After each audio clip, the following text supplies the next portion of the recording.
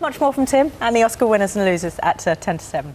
Much more from Tim and the Oscar winners and losers at 10 to 8 this morning. That is, of course, unless Colin Firth walks in. The time is 7:30. Let's bring you the other day's news now. Welcome back. Great night for British talent out at the Oscars in Los Angeles. King's Speech scooped 4 of the top awards: Best Film, Best Actor and Best Director among them. Well, the after-show parties have been in full swing for several hours in Hollywood. Our very own Tim Muffet is at the Vanity Fair back.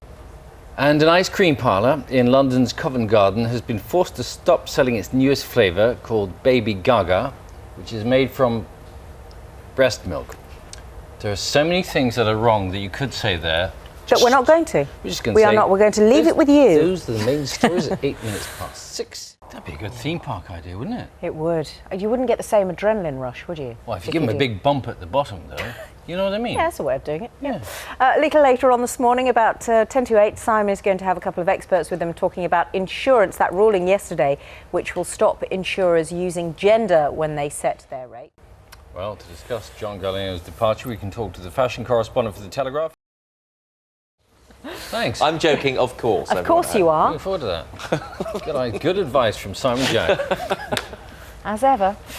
Here's a tiny, sensitive creature, and it clearly isn't Simon Jack. We're talking about a rock-like creature. Pearl mussels, a vital indicator of how clean our rivers are. Over the last few decades, they've become endangered in England. To get the news, the weather and the travel where you are, we'll see you in a couple of minutes.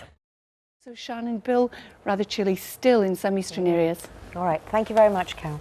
Let's have a look at the papers this morning. The Guardian has some first-person reportage. And in an hour, we'll get the latest from our World Affairs editor, John Simpson, who's in eastern Libya.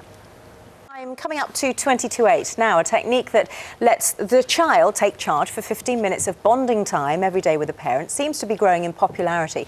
It's part of Families and Schools Together, or FAST, which is a programme being rolled out in some schools in England that claims to help youngsters reach their full potential.